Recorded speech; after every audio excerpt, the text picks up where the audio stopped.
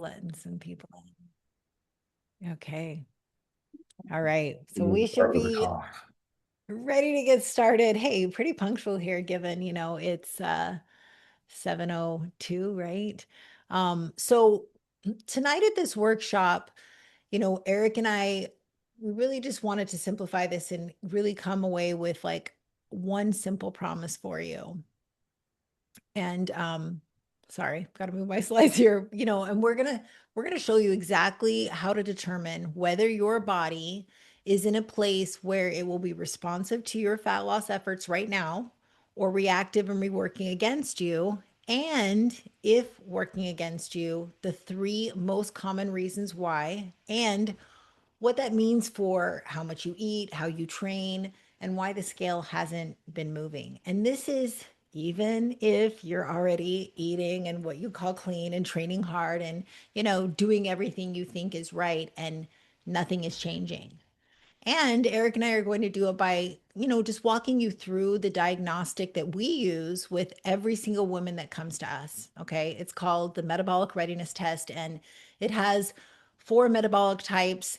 And this is the same approach that we've used with hundreds of women across the last several years to troubleshoot, why their body wasn't responding and, just what it needed instead.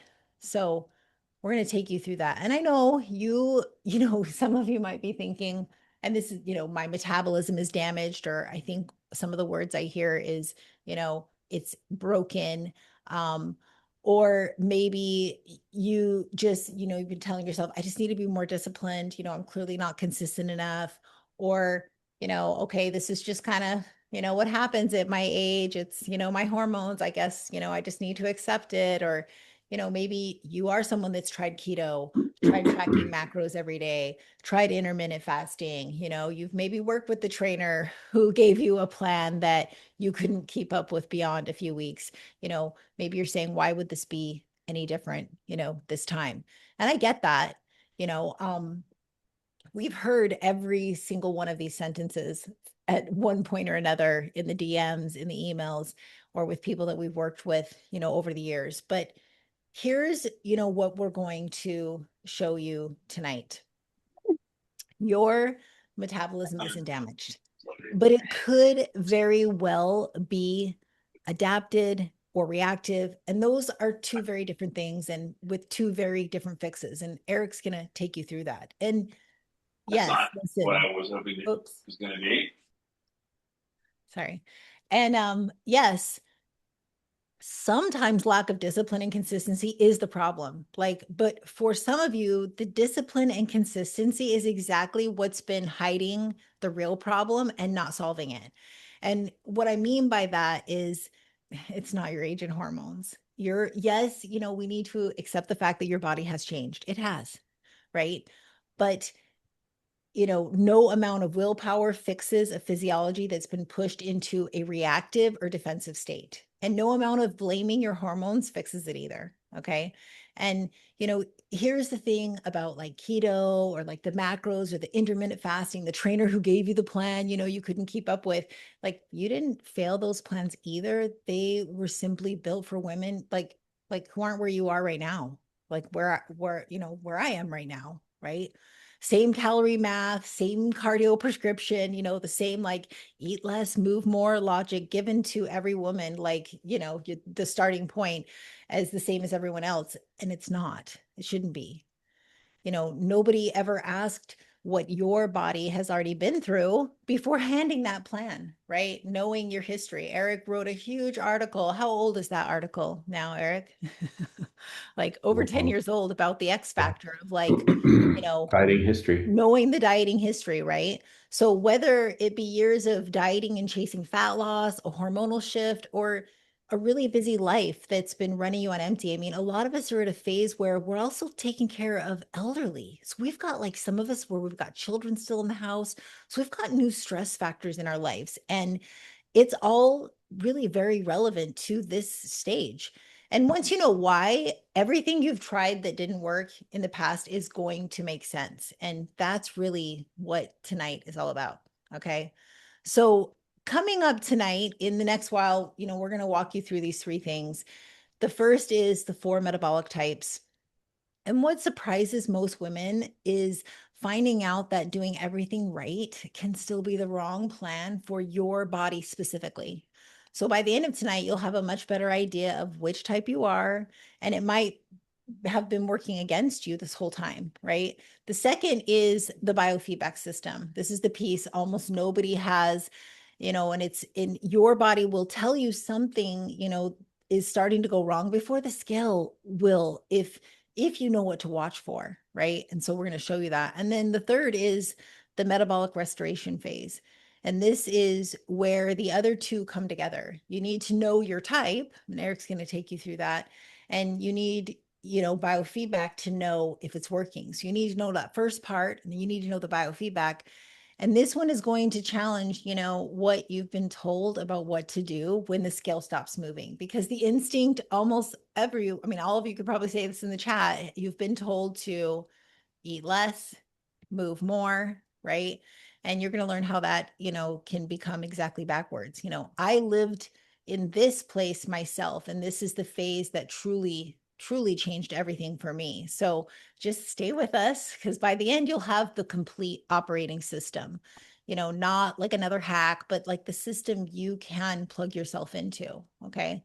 But I want you to like imagine for a second, like, that a few months from now, you wake up and you're no longer doing the mental math, of everything you ate yesterday, right? You're trying to figure out what you did wrong. No more guessing, no more calculating. You look at what we call meal cards. Okay. I'm old school. So my meal cards are right here in this, like, it's my recipe card box, right? But you wake up and you're able to come to your meal card box and pull out your cards. Breakfast sandwich for your first meal, chicken Caesar wraps for lunch, Big Mac tacos for dinner. And let's not forget the Ninja Creamy that we're having at dinner with or after dinner with one of my yummy, if you follow me, one of my most requested DMs is my non-diet chocolate chip cookies, right? Because that's how I do my evening wind down. And every card that, you're picking already are built to hit your numbers. You're not even thinking about that. In fact, you're just picking what sounds good today, the same way you'd pick off a menu, except every single option actually already fits like the goal that you are chasing right now. Okay.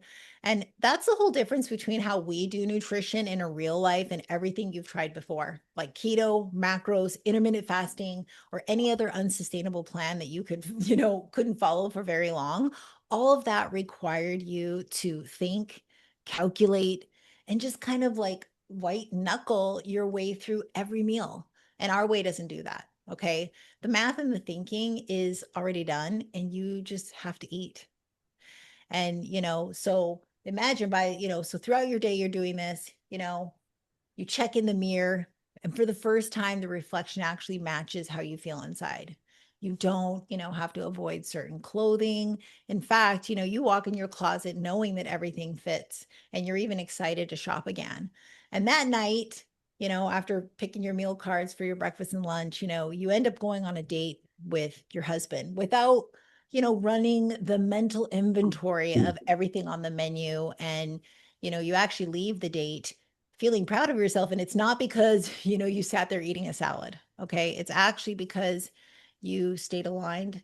And, we teach this, of course, through our coaching, but that night you go to bed, you sleep through the night, and instead of waking up at 3 a.m., running through maybe what you ate, or waking up thinking it's because you have to pee when it's really not the reason, um, you stop doing the what we call accidental maintenance thing. I actually just did a podcast on this week. It's that place. It's the place where you've had the plan that you're following, but you cheat just enough on it, maybe Monday through Friday or just enough of it on the weekends. And by Monday, you're right back to where you started wondering what happened. Well, that cycle is stopped now in your life. And it's not because, you suddenly have like built up new willpower. It's because you're no longer guessing anymore. You have a plan that you have clarity around, and you now know whether your body is responsive or working against you right now, and you're done throwing the wrong fix at it and just kind of hoping, right? Hoping that something like finally sticks, right? Now, you might be even saying, okay, well, that really sounds great, but why should I even be listening to you on this, right? And here's why. And hopefully this is the difference. Like Eric and I we've coached over 8,000 ladies in the last 22 years. The last several years specifically, we've focused on exactly this: women in midlife, navigating exactly this transition, which just means we've heard every version of the I tried everything. It's been a double blessing that I've gone through it. I actually accidentally kind of went through some of these changes that happen typically older because of my chemo, and Eric became an expert in, navigating my body, right? But Eric and I built this system together. And like I said, I've lived every bit of it myself and still continue to live it. You see in our coaching that I'm always giving live in action, you know, advice because I live it and I believe in it too. Um, to give you just a little bit, I was 230 pounds at my heaviest. I've kept 90 pounds off for 20 years and did it while, going through my own stretch of chronic dieting. Like I didn't know, where I thought like discipline was the answer. I did Weight Watchers, and they gave me less points and I just thought I just need to keep sticking to it, and adding more cardio, all the things, right? But I did my own stretch of that and learned the hard way that the discipline was actually making things worse. So I know this road very clearly because I've walked every single mile of it. But the real reason why we're positioned, to help you with this specifically is that it isn't just theory. Like it isn't, and it hasn't just been tested only on me. It's been tested with many, many women navigating this exact life stage, not a general population, not younger women or men, but women exactly where you are right now. So, and I'm not like saying it to impress you. It's more just really wanting to tell you so that you know that this isn't a guess. Like we really understand this. Um, but that being said, I'm also not going to tell you that it's not you. You might be the problem because let's be real. For some of you, it's at least partially because most women, they're much less consistent than they think they are and much less consistent than they need to be. So we just need to like kind of call that elephant out that for some of you, that may be the missing piece, right? But that, being said, what I've learned from coaching so many midlife women is that even the most consistent women in the room will stall out when the plan she's using wasn't built for her specific situation at this specific life stage. So today, you're not going to get a guess. You're getting an exact process we use with every single client. I mean, I even see some of our clients are on here, so you'll see that, to find out whether your body is responsive, adaptive, or reactive, and if it's working against you, and exactly why. Now, whew, that's a lot. I know, and a mouthful, but I want to bring Eric in here because what we're talking about really is his world more than mine. He's the one who built the diagnostic side of this and who designs all of our training programs for every woman we coach. So while you might always see me kind of like out on the front end of the business, he was my coach way back in the day, and he's who helped me heal my body all those years ago. And then as I got older, he's been the one we laugh about it. He was the one teaching me about my body. I didn't even know my own like cycle phases. If you thought I was a dinosaur because I've been coaching for 18 years, Eric has me beat. So hey. Okay. So I've actually been coaching for, I think a lot of people probably already know us, but I've been online since 2004, so 22 years actually.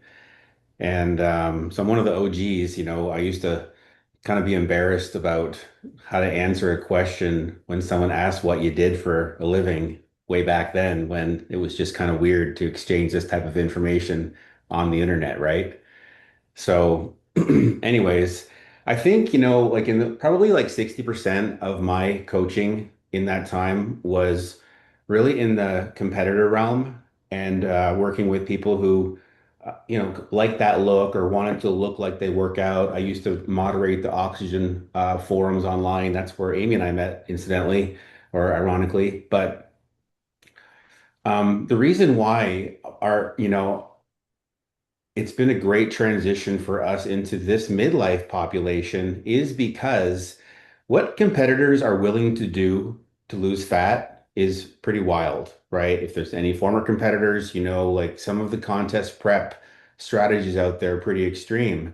And the reason I mention that is relevant is because what happens in response to that metabolically is very similar to what happens in these, metabolic types. The inputs could be different, but the response is the same. And so I was writing about metabolic adaptation. We used to call it damage back then because we didn't have a more appropriate term, and it seemed like that because you'd have people that are dieting and losing fat. This is all before my whole spiel for tonight, by the way. Um, that all of a sudden were rebounding after they lost fat and regaining weight, you know, reasonably rapidly, and not necessarily because they were overeating. It was like the amount of weight that they gained was disproportionate to the amount of calories they were consuming. It just didn't add up, which then, those of us that were in the game at the time, the conclusion for that was that there was some metabolism damage and it was a rebound when the available calories are there and it's storing extra fat. This doesn't need to be done to happen in a contest prep experience. This can happen in just an over dieted or hard dieting person. So all this is relevant to today when we no longer work with competitors and our audience grew up with us and we're all the same age. So my experience working with competitors and addressing that, I was one of the first people to write about metabolic damage on the internet and in this first small group of people. So it carries over well as a very similar strategy for kind of nursing fat loss in a more sensitive time of life. So anyway, um, so we've already established that I have a framework here too, but I obviously know this because it's our system. So I just use it to guide me so I don't get too off track. But damage isn't the word, and I think a common word you might see used these days is broken, and that's obviously not a thing either. Both of these things imply that you're unrepairable and it's really bad, and that's not actually what's happening. So when you are in what feels like that, it's a metabolic state that, me specifically, have come to call reactive. And you'll see why as we go through this. But reactive is just a state that your body's in that is not permanent, but a state that it's moved into under certain conditions, which also means it can move back out of that state under other conditions. So I want you to think of it like being defensive or on edge, reactive. And if you think about that just in real life, just up here, not even in your body, when you are in that state, defensive, on edge, reactive, you don't respond the same way to anything. And it's the same way your body does. You don't get the optimal response. Not things just aren't behaving the same way, functioning the same way when you're in that state.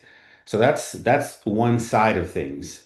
Responsive is the other side of it. So there's a slide later, but I want you to see it as not so much a pendulum because it doesn't swing, but just like a straight line. And you have responsive on one side, good, reactive on the other side, not good. And then there's a whole adaptation part in the middle.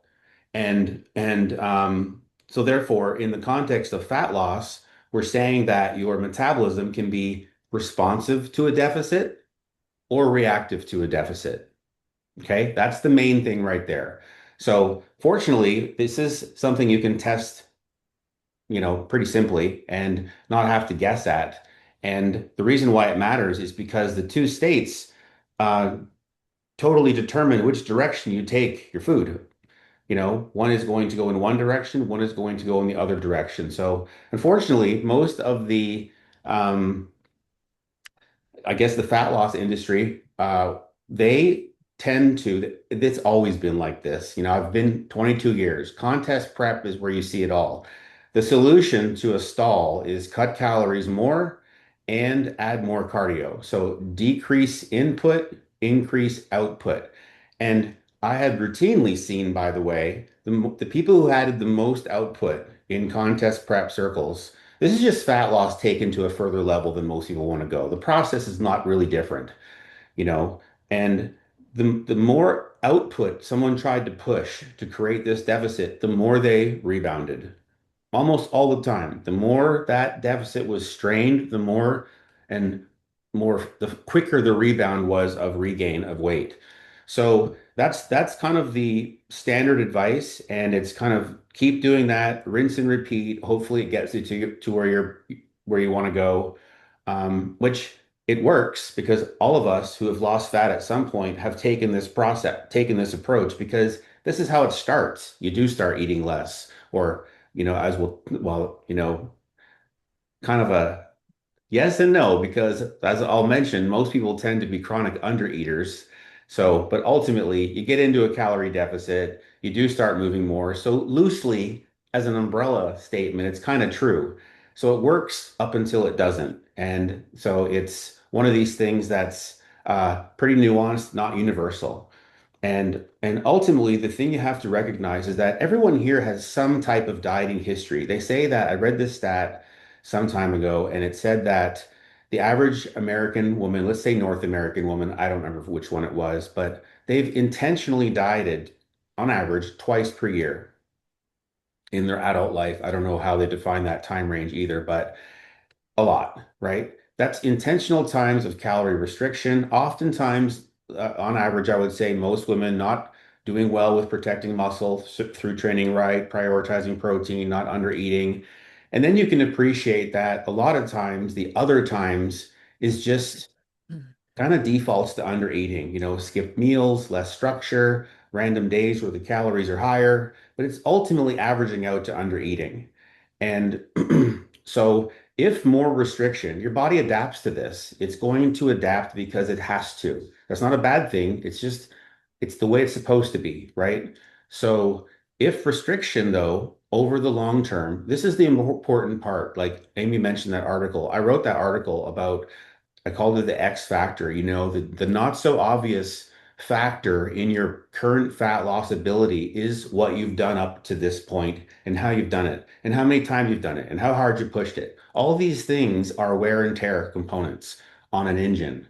So if restriction is what caused the issues, more restriction isn't the fix, right? Like logically. And the quote that I remember when I say this is, you can't solve a problem with the mindset or the strategy that was used to create it. We know that. Like we know that. So we have to then not just know that, but that's just knowledge, right? There's got to be some application of that, and that's what's missing. So I want you to think of it like a mechanic. Like this is I like car analogies, but this is one that is simple. If you had a mechanic and he serviced every car, regardless of what it came in for, with the same fix. He's obviously not going to fix every car, and he's going to probably do some damage to some other cars. This is essentially what the eat more, move, or eat, no, it should be that, right? Eat less, move more framework that's just kept that way and pushed and pushed and pushed. And that's then why you have this it's almost like an unconscious knowledge that everybody has that less, less, less, less, less, right? It's the more you can restrict, the better. That's just kind of the default programming that everyone ends up fighting against.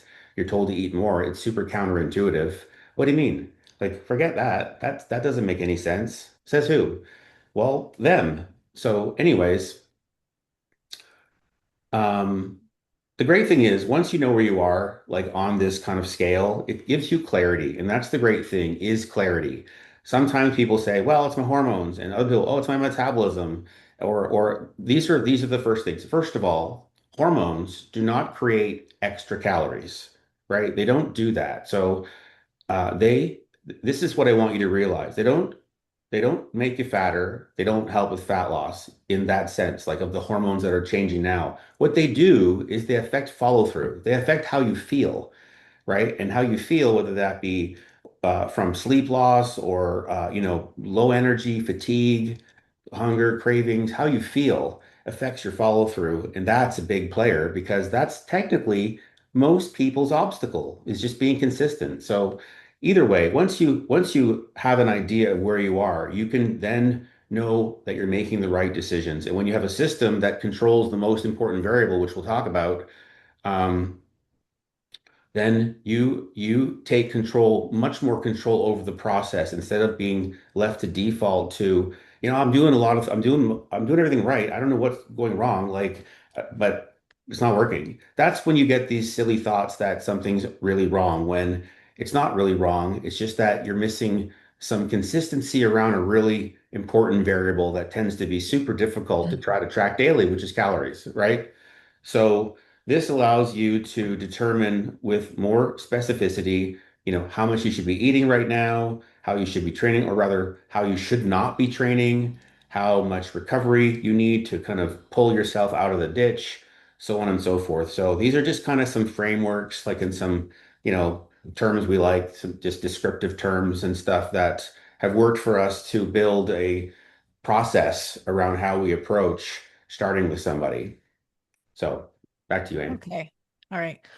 Well, and I want to bring this back to real women for a second because like these frameworks like really only matter if you can see yourself in them. Like you have to kind of relate to this, go like, okay, that's me, that's my story. So um I wanted to tell you about Jenny. Jenny was actually a client of one of our coaches. We have, a team of coaches. She was a one-to-one client, but her application, all of that comes through, Eric and I. And so, Jenny was like, she was convinced that her metabolism was, permanently damaged. She might have even used the word broken. She'd been stuck, at the same weight for over a year, working harder than ever. She had tried a little bit of keto. She'd done even some like intermittent fasting. She'd come from a history of Weight Watchers even prior to that, been with, multiple personal trainers. She basically said, I've done everything, nothing works anymore. And here's what was happening. So Jenny was, when she came to us, she said, I'm eating about 1,250 calories a day, and I'm training at Orange Theory 6 days a week. Now, she probably, and we learned this with like GLP-1s have proven that if you eat low enough over time, like eventually, I mean, you will lose, right? But she was someone that was attempting to try to hit that 1250 and not always succeeding, struggling with that. Um, but in terms of like her commitment to the 1250 and like training 6 days a week, like she didn't have a discipline problem. In fact, like she was doing more than most ladies that she was seeing like at her work, right? Um, and her problem was that nobody had really ever told her that her effort itself had become part of the issue. This like just do more, eat less, right? So we made three big shifts. One, we raised her calories from 1250 to 1835 based on her weight. That was where we started her calories, supporting her hormones, a calorie deficit that wasn't like this crash course in rapid muscle loss, right? We moved her from the 6 days of Orange Theory to 4 days of strength training, just plus daily walking. So no cardio at all outside of the daily walks. And then shifted her standard, from being a perfectionist to consistent. That mattered more, and working on those mindset shifts. 5 months later, Jenny was down, 22 pounds. And, what she told her coach was that she now has the energy to play with her new grandbaby. She has good sleep now and actually looks forward to getting dressed for, every day. A couple more to share. Linda, um, she actually came to us also eating pretty low calories, 1,300. And I mean, low meaning relative to what she weighed. Because remember, I mean, if you weigh less, you need less, right? But she came to us eating, 1,300 calories, weighing all of her food. So she was already like weighing food at the gym 6 mornings a week, for an hour. At the 13-month point, the scale, had not only moved, it actually had gone up. And that's when she reached out. She was like, I just cannot believe it. I have been doing this, for the last like 13 months. And, now the scale's even up a couple pounds. I feel like I'm like around my belly. So 4 months after we raised her calories to 1750, because she was at 30, we brought her up, cut her training to 3 days of strength, right? Plus the walking. She was down 15 and a half pounds and 13 inches, and her words were like, wow, I finally like understand the difference between like dieting and actually like nourishing my body. And then Kara was actually my client, so I remember her well. She came, wanting to lose some body fat, but really more than anything, it was like to just like keep the results once and for all, right? She was a busy mom to older kids that she also didn't want to be eating separate meals all the time. So the key for her was like sustainable, sustainable, sustainable. So we first took her through the cut. She got down to 141 pounds. And instead of staying in that deficit indefinitely, like a lot of ladies do, this is why it started. My problem is I didn't know what to do. She never knew how to strategically go up, by how much, how long, what did it mean at maintenance. And so all her previous attempts hadn't worked. So we reversed her into maintenance, where she maintains now at 2,100 calories, which now suddenly is way more sustainable, way more doable. She's even at maintenance. Some of her measurements have come back a bit tighter than they were even at the end of her diet. And she just said, she just loves now that she can just, plug and play things, doesn't have to worry about the stress of all the travel ball that her kids have and being able to take it with her. And then last but not least, is one of my newer clients, Jessica. Jessica actually just did the most recent challenge that I did. I think it was, yeah, my June challenge. And so she started with us doing the 28-day challenge. She was someone that had avoided the scale for, she said, most of her adult life. It just triggered a lot of old wounds for her. 2 weeks in, she was already down 4.5 pounds. And this is with her like filling out her biofeedback tracker, taking measurements, for the first time in years, like just, showing up with that accountability. And so she decided not to stop at the challenge. She ended up rolling right into one-to-one coaching with me, because she just knew she wasn't done building. 2 months in, she's now down. Oh, she's actually like a little over 2 months in, but down 10 pounds, 11 inches, stronger in the gym with her own, like she's got her own meal cards built out specifically to her life. And in that same 2 months, and I think this is like the most important thing, is that this is all through her navigating like pizza night with the family. She handled a pinched nerve. She moved houses and kept her nutrition on track when her daughter got in her first car accident, which, like as a mom, that is so stressful. And she just, proved herself that while life was not getting easier during it, like she just got better at navigating it and we worked her through that. And, her words to me just recently were like, time would have passed whether I did something or didn't do something. So I'm glad that I did. So, all right, enough about clients. This next part is yours. Walk them through it. All right. So these are like I said earlier, just kind of frameworks. It's funny, I said to Amy how much I dislike that word, but that is kind of the right word for it. Just little things that we can kind of standardize how we approach something so we have a system. Because when you can systemize things, you can practice things and you can troubleshoot things. It's all about standardizing and having some repetition around that. Same thing, fat loss, incidentally. Um, so the first I got three keys, and I'm gonna do a little kind of what it is, why it's different, how it works, type of framework through each of the keys. And Amy's kind of already mentioned them in kind of the preamble, so I'm just gonna tell you how to do it essentially. And the first key is the four metabolic types, right? And like I said earlier, your metabolism at any given point in time is leaning in one of two directions, right? It's leaning to that one side of the line that is responsive, or it's leaning towards the reactive side. And ultimately, it's not that on either side you can't lose fat. You can always lose fat, okay? If you get in a true calorie deficit, you are losing fat. If you say, I ate in a calorie deficit and I didn't lose fat, by definition, it wasn't a deficit. You can think it was, but it wasn't, because the proof is in the outcome. And the problem is when you're on the reactive side, that is what really affects the execution side and the consistency side, which is what ultimately blocks fat loss, right? It's not that there's a process in your body that stops.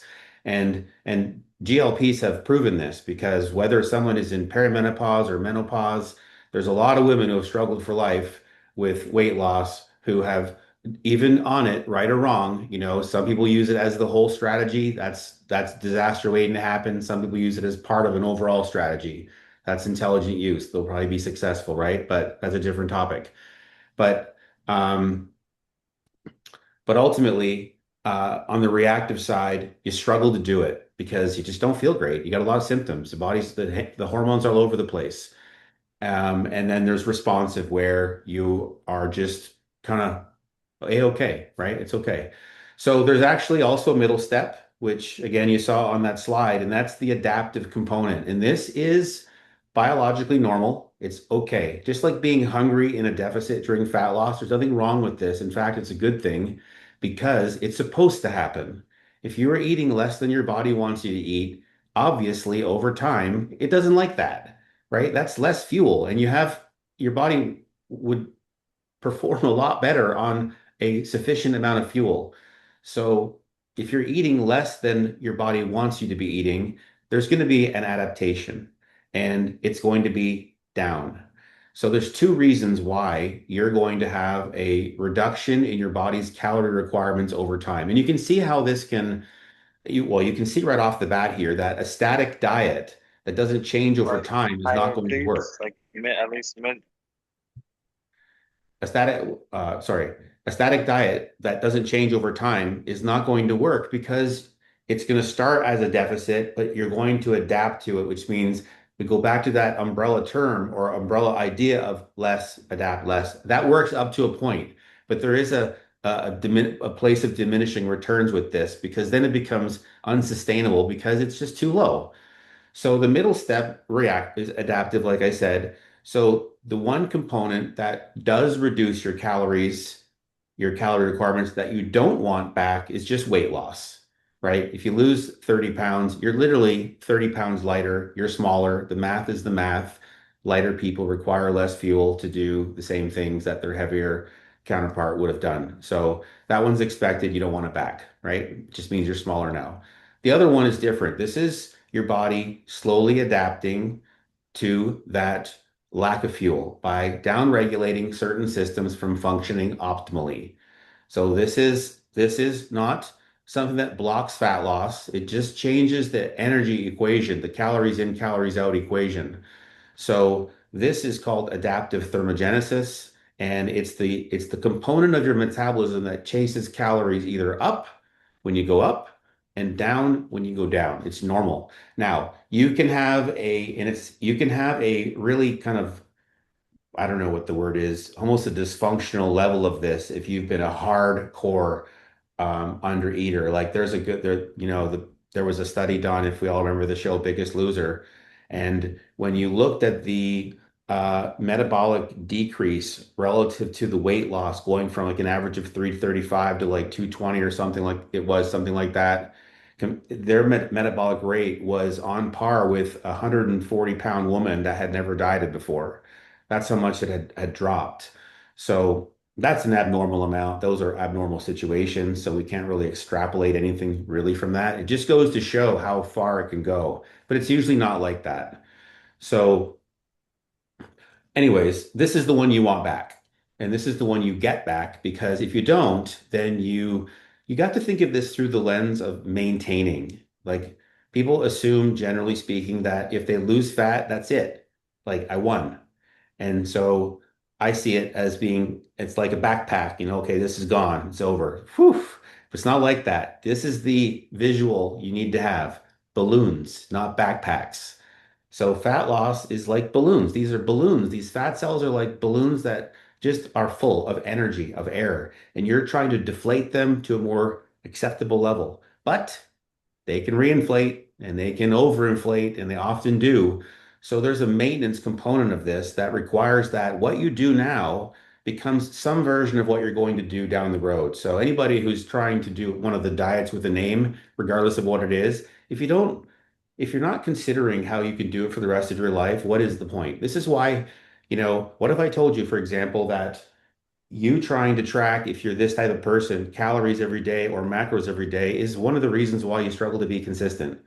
because of course it works. It's an elite form of tracking, but it's not something that survives hard days. It's not a sustainable system. So it'll get you there, but it certainly won't keep you there. And then you've got no skill or tool or system to keep you there, which is the point. You know, um, People that are regulars will know always use a wedding date versus marriage analogy, and the wedding date is the goal, right? That's the arrival point. I lost 25 pounds. I look like a badass, whatever. But it's not the goal. The assumption is that I get you to just stay there. But that's that without the work that got you there, which is the same assumption as getting married and then thinking that your marriage is going to thrive and do well when there's really none of this that got you to the wedding date as part of the marriage. So that's a divorce, right? So the win is no divorce. It's being married forever. It's the same thing with fat loss, which means, and this is kind of the whole point behind this, is it's hard enough to do that when you're no longer motivated by the visuals of change and the win is maintaining, right? But if you are also entering that space with a really weak, beat down, slower metabolism, what is your chance? Like, honestly, practically speaking, what is your chance of maintaining when your calorie allotment is so suppressed? You have little chance. It's going to be just a life of cycling back and forth. Some success can't maintain it back and forth. Metabolism gets progressively weaker each time. And that's the issue with following the original umbrella approach all the way is that how low does it go? And each time you do that, you reinforce what's actually happening, but dig the ditch further. My metabolism is slow, so I have to go lower in calories, which makes your metabolism slower. So I have to go lower in calories. It's the same thing on repeat, right? So this isn't damage or dysfunction, or it's not even the reactive state, this adapted component. It's a calorie adjustment. It just means that you're not in one. Simple as that. So it's an expected part of fat loss, and that's what your body is supposed to do. It's like hunger. You're supposed to be hungry. I think I was about to touch on this and I got distracted, but that's normal. That's what you'd expect to happen when you eat X and you reduce to Y. If that doesn't happen, we'd consider that a red flag because that's not how the body typically works. So you can be adapting and still making progress, but it just reinforces that that plan needs some monitoring because you'll have to adjust it to maintain and kind of move in pace with the adaptation. So I always like to see this through the lens of an experiment. I've always been like this, where the hypothesis and what that means is just kind of what you like. How would I say if you don't know what that is? It's like just in case. It's what you're testing, right? I'm hypothesizing that this calorie intake for this person's body is going to produce some fat loss. That's my belief. So what do I test there? Well, the test is that does the body respond to an appropriate calorie deficit or not? For the test to mean something, one thing has to stay locked in. What is it? It's calories, obviously, right? I'm testing a certain intake, which means assumed consistency, full compliance, no guessing, no BLTs, no skip meals. You can't. Because if you don't have the control variable controlled, which is the specific calorie intake you're testing, if that's not controlled, you can't you can't objectively draw any conclusions from that test. This is one of the things we've always tracked meal compliance on our check-ins with clients. I've done this since day one. And the reason is it affects the lens with which I look through when I look at the actual check-in. Because if it's all green, we color code it.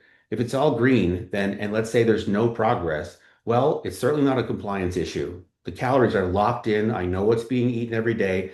This gives me control over the process. This is not a deficit. Adjust. However, if the compliance is all over the place, skip meals, cheat meals, whatever, different stuff, and it's too much, well then how do I assess that? How do I even know if the calorie intake that I believe is going to produce results is going to produce results when it's not even being consistently given a chance to be tested? That's not, I'm handcuffed, right? That's a different conversation. Hey, we have to talk about this consistency component here. So That's important. And here's the thing that's really important that I want you to fundamentally understand. Fat loss is about, it's not a secret. We all know this. It's about eating in a calorie deficit, right? And you don't have to, what I'm about to say is not the only way to lose fat. However, it's the only way to have some control over it and not be in a hope and guess situation. Because all you need is a deficit, yes, but you need it to be an appropriate deficit, which is not too little, because then it's just not happening, and not too much, because then you're pushing, right? You're pushing. It's a bit aggressive, and you have to keep in mind, as we'll talk about as I get into these metabolic types, you are more sensitive. You do not have the ability to absorb the same stress on your body or at any capacity of you because it's all the same bucket it pulls from at this point compared to when you were, say, 35. You just don't, right? So the buffer is not the same. You can't absorb the same thing. So it all kind of meets in the middle. But um, and the example again, I'll go back to GLPs. They don't know their calories to lose weight. They just kind of don't care about food a lot of the time. So they're obviously in a deficit, but they don't have any control about. So what about when for that person they hit a plateau and they're like, "Well, I'm taking my medicine and I just stopped losing weight." Well, how much are you eating? Well, I don't know. Well, there's your problem. You know why? How do you troubleshoot that? We know that it's a calorie issue. That's why you were able to lose weight now. You got them low enough, you're consistent. Your body's calling on the fat, but you don't know what to do now. So you're guessing, and that's the problem. And this is exactly why I want you to fundamentally appreciate why knowing this number and having regulation and consistency around it makes such a difference. Because people spend years trying to do this. They turn fat loss into a total lifestyle. It is supposed to be a season. It's supposed to be a season. So you need to systemize things. You need to pay attention to when your body's kind of saying push or not, let me breathe. But ultimately, um, when you know this number and you can use a system that makes it easier to do every day without having to track it every day. This is our system. It's meals over macros and structured flexibility. It's coming from the place of macro tracking fatigue. That person appreciates it the most because yes, it works, but no one is going to do it for life. It's not real life. So, um, when you know this number, you have control over the process because ultimately that ends up being a number that was working, let's say, and now isn't. That's a small adjustment. That's like 100 calories probably. So if you're like, well, I eat approximately 14 to 1700, what is it? Which is it? Like pick a number because you're guessing. You don't have any moves. You have no control over that process. Okay. So that's where this all starts from. If you're serious about fat loss and doing it in an efficient manner, you have to appreciate the scientific experiment. The testing component that you're controlling is calories. So you need to do it. You need a system that makes it easier than tracking every day, which is the way we do it. Amy, I'm sure we'll talk about it. And then you have control over the process because you're manipulating a number. Okay. So what the four type frameworks, sorry, I have a dry mouth, help sort out. And I hope that kind of resonated. I really want you people to, you know, have that component about that importance. It just takes the guesswork out of the whole thing. Any of these different diets that has worked for someone, whether that be a keto diet or a paleo diet or any diet with a name, I want you to see it this way. They're just packaging the one thing that works a different way. They're just packaging. They have one thing in common if they work, and that's calorie deficit. They're just packaging it in a different way. And a lot of the ways are unsustainable, but if you can grind for a while, you can grind. But it just makes sense if you see this through the life lens that you need to do it through a system that the packaging is super sustainable for you, right? So, anyways, the issue is you can have two women, two buddies going to the gym, train together, all this kind of stuff, but they're both stuck and they end up needing opposite interventions. One has to go this way, one has to go this way. And if, again, back to the mechanic, if you apply the wrong thing, I can see these two people. If I had a person who's reactive and I cut calories more, I'm just digging a ditch deeper. If I have a person who's, metabolically in a good space and I'm adding calories, I'm just wasting time. Neither of these end up doing anything but move you in the opposite direction.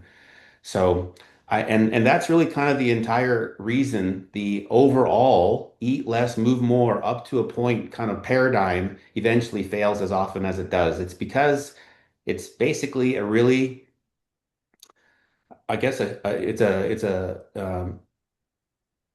short-sighted understanding of metabolism and how the body actually regulates itself.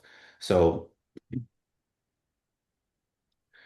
and the follow-up to that kind of continuation down that kind of diminishing returns path of cutting calories and adding more is it also assumes that everybody or that there is only one type of metabolism, and that's one that will continue to respond the same to further and further restriction. Nobody actually believes that. It doesn't even make sense that any that would be right. But people take action on that knowing that they have been restricting, but somehow it requires more restricting. It's such terrible programming that we've been exposed to. Where did this come from?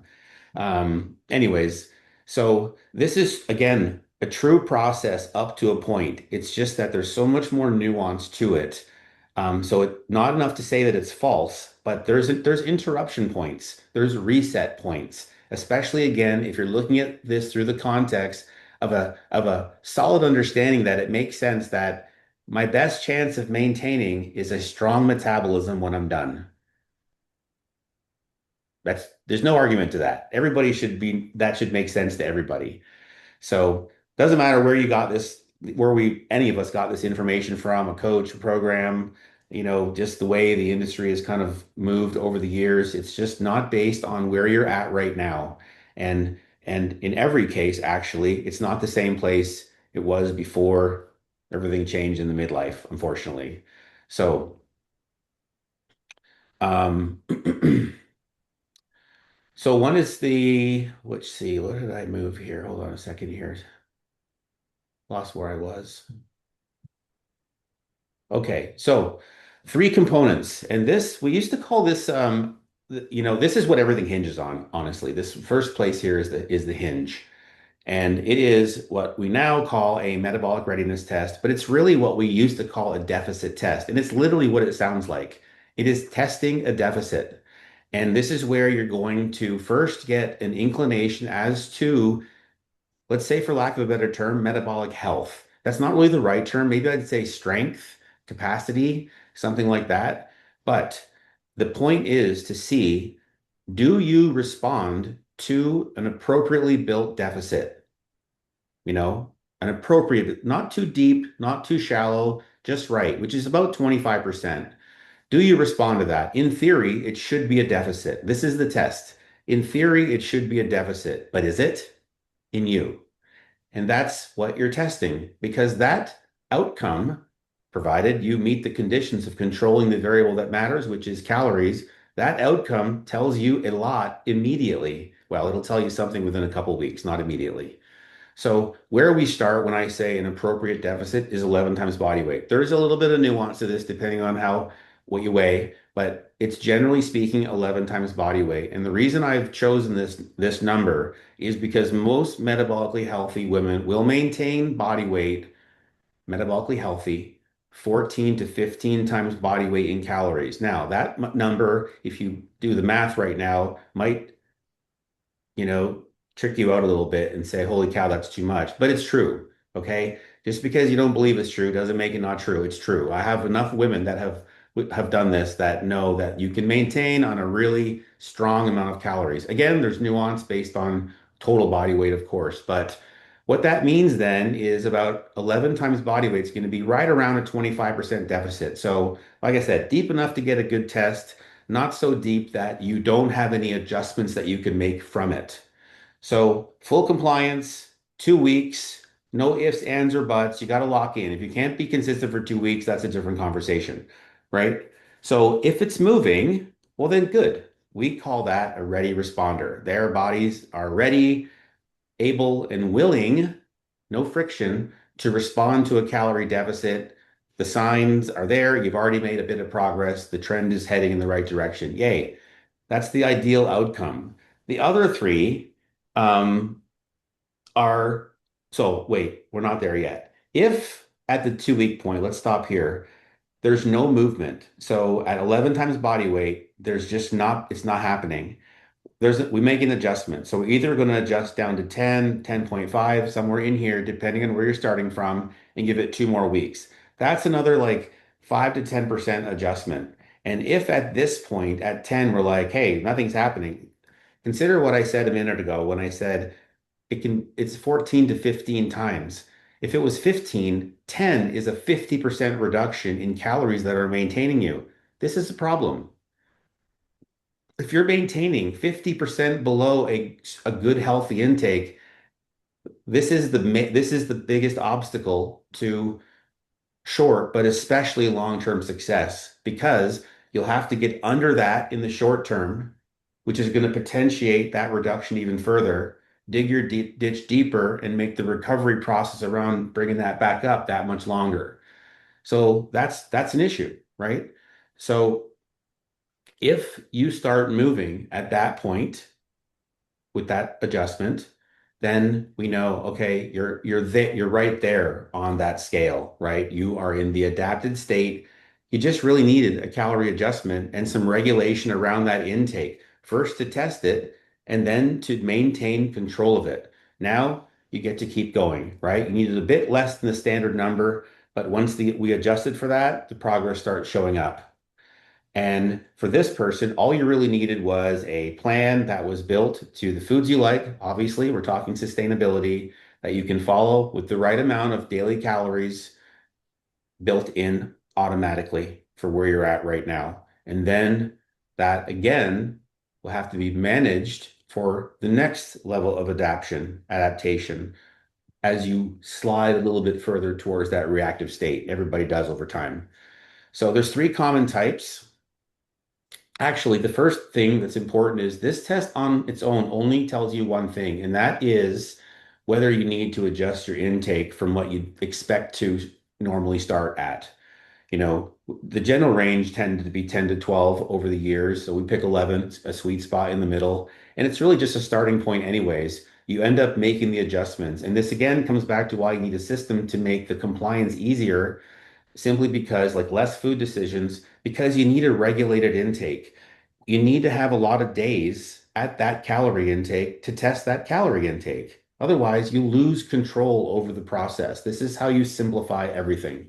So, three types. As I explain these, I want you to see yourself. Well, which one is it? Maybe it's more than one. Okay. So the first one we call a metabolic warrior. And you could probably describe this one yourself. As I'll say when I kind of talk about Amy here in a minute, this would have been her actually back in the day. So this is the person, the woman who has years. She's probably a fitness person maybe, but she's not new to the gym. She's got years of chronic dieting, or let's not even call, even if she didn't want to call it that term, it's still years of chasing, that lean physique, right? Like definitely being a manager of calories, aware of intake, not an overeater, things like that. And it's typically attached to that high intensity, high fatigue, calorie burning type of workouts, circuits, boot camps, these types of workouts that are just high fatigue and they're built around a calorie burning mindset. By the way, these are the opposite of how you should train once you're into your 40s. If physique is your goal, like looking like you train. So at the same time, because this woman is so consistent at this level of push, she's super disciplined, clearly, right? If you can, she's not struggling with consistency. She's consistent, but she's consistently putting a lot of effort into things that are honestly working backwards in her body now because of a changing stress buffer. It's the same thing. We'll talk about the next one, which is this midlife one, but there's a natural reduction in progesterone, in perimenopause, and that's a big part of your stress buffer.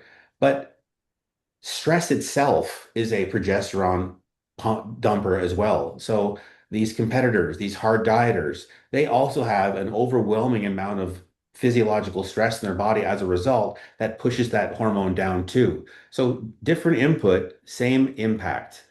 And so her discipline, which is a real strength, right? For being successful in this area of life. The problem was in this case, it's something that made the under eating look like just hardcore commitment instead of a problem. And the training at that intensity on such low fuel, she couldn't have felt, she can't feel great. Like this person is just grinding. And this was just more proof to her that she was trying hard enough. So both of these inputs over time are too much. It's too much over time. No living organism is meant to be underfueled and do well over time. It's just not how we're built, right? No, your body has to adapt, downregulate, turn down certain systems. The whole system becomes reactive. This person also tends to be the one who complains about being puffy, and that's a stress response. That's a maladaptive stress response. That body needs to be given a chance to breathe, like a pressure's off. That's what they need. So these inputs in this particular metabolic type are both working in the opposite direction. And adaptation, slide over to very reactive over time, but they still can grind through it. So this is like a defensive state built by too much time doing more and eating less. So the next one is the midlife one. We call it the hormonal shifter. So this one's either in perimenopause or menopause. And once these hormones start their shift, like I said, the rules of the game essentially change because the stress buffer has changed. Once those sex hormones start to unbalance and it's progesterone down in the beginning, estrogen down in the end, you end up your body treats that the shift itself as destabilizing. And that's the key, right? People talk about hormone balance a lot. I want you to just nobody could tell you what they mean when they say that. Hormone balance. What does that mean? Balance your hormones. Like, it's not a thing. It's not a thing. What the correct terminology is and understanding is stability. Hormone stability, hormone instability. Reframe it that way because think about when you are having a period, you have symptoms, right? And those symptoms reflect hormonal fluctuations that indicate whether you're in the luteal phase of your cycle or the follicular phase, right? Like Sí, the hormones are fluctuating, you got symptoms. could you screen share Stable, more no symptoms, unstable symptoms. Okay. So this person, and similar even to the previous one, if it's pushed far enough and the body's under enough stress, the first thing you notice is that fat shows up in place you're not used to. And where is it? It's the midsection. Usually, up to that point, it's women are kind of top down with fat loss, upper body leaner than lower body, kind of shifts towards a more guy type of fat distribution. And your baseline, your sensitivity reactivity, right? That word works here too, goes up because the hormone instability lowers your threshold for everything. That's what it does. You're just the threshold, the what happens in your body in response to these same inputs now with a different hormonal environment is just different. It just hits a bit harder. So it doesn't take a lot to tip you into being a more reactive state. It's definitely a lot less than it used to. I explain it as something that used to hit as a 4 on a 10-point scale. You feel like a 7 now or an 8. It just more. So that also means the same training, the same type of calorie deficit, the same type of life stress that you handled a few years ago, 100% hits differently now. You have less energy, you have more fatigue, quicker to show up in biofeedback. There's more cravings. Like I said, there could be that puffy feeling, sleep's disrupted, all the hallmark signs, right? So basically, your body's just playing by different rules, and nobody updated the playbook yet. The third one is the overwhelmed achiever. So I would say this one doesn't think of herself as a dieting person or going through even anything hormonal.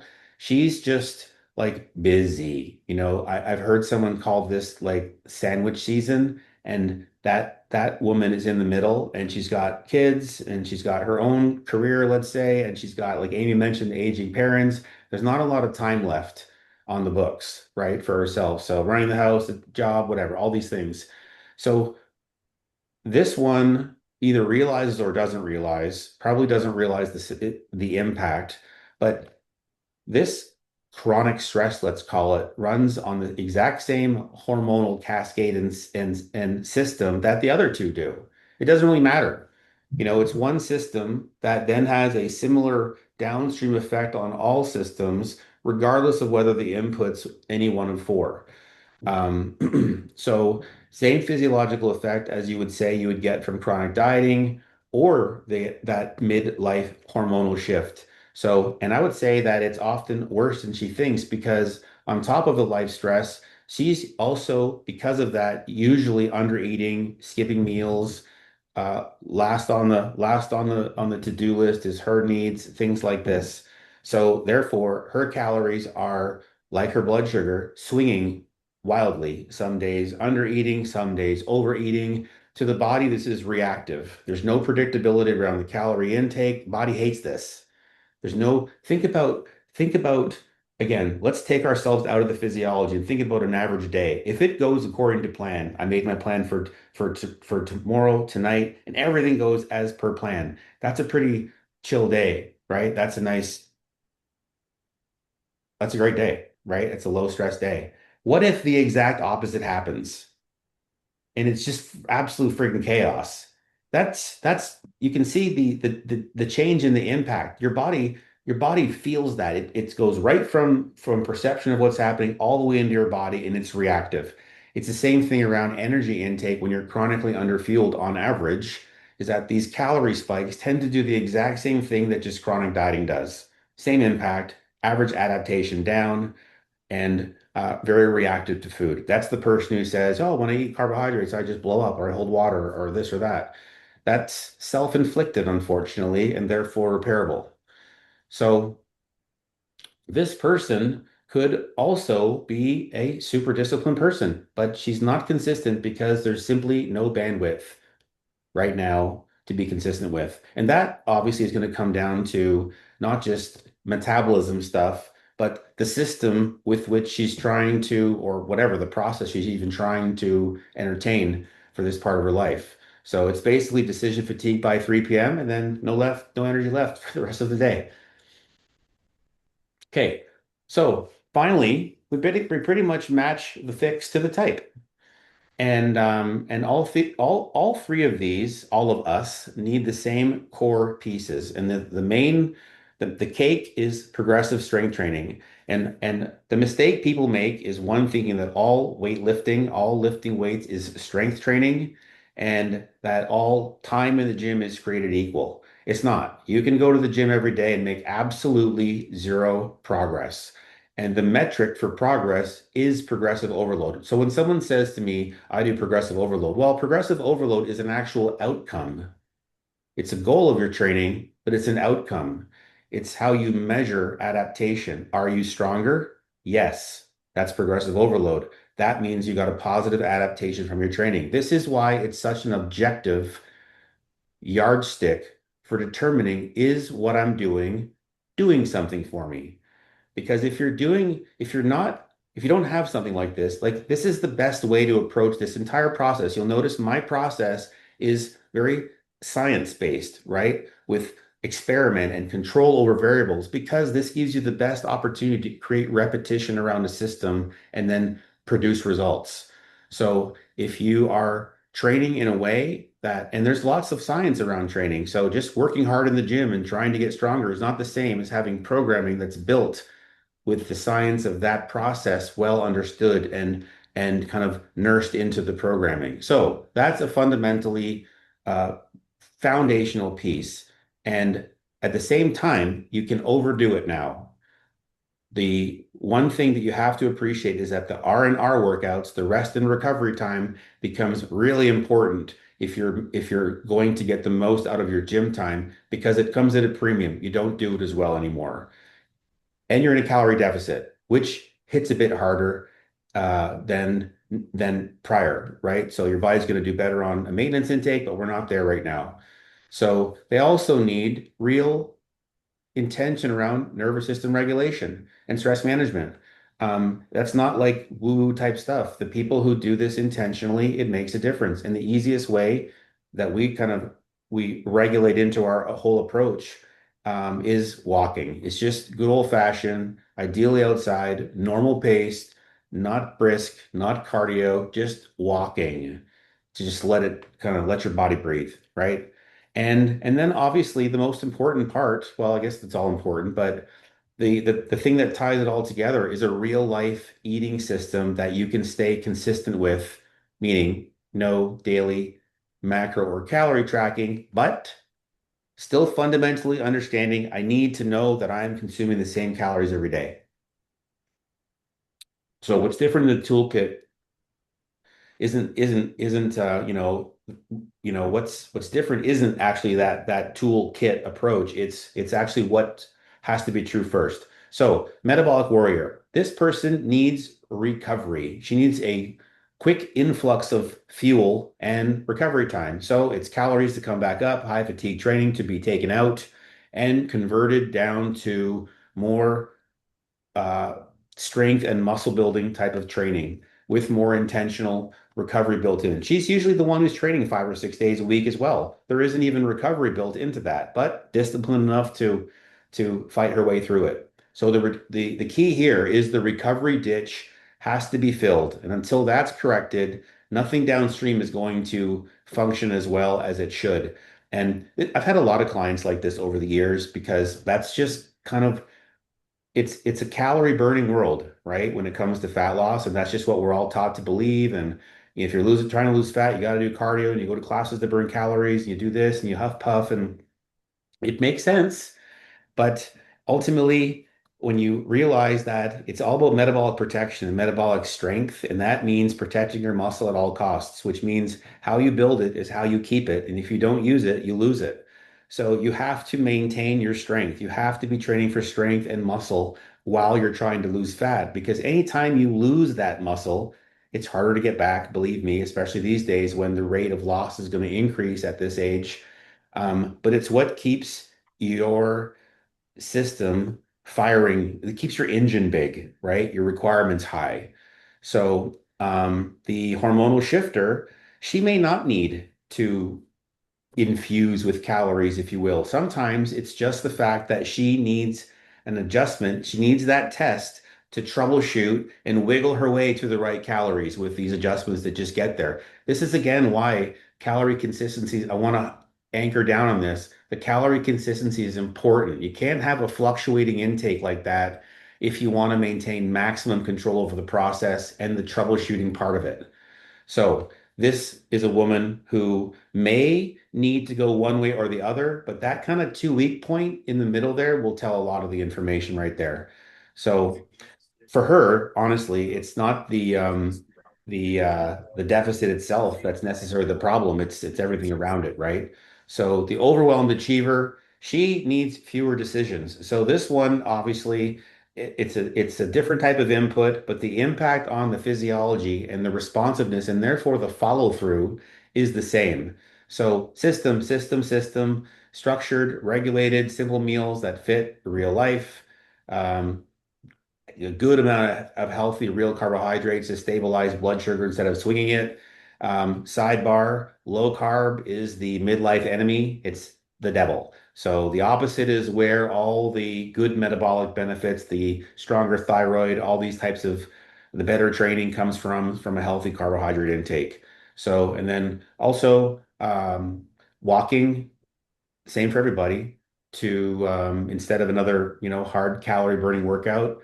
And in this case, obviously everybody needs this. It's a system for meal prep to ensure that you're not deciding what to eat and how to hit calories every day, because no one again is going to do that. So you might be asking, what if I'm what if I'm all three? Is anybody all three?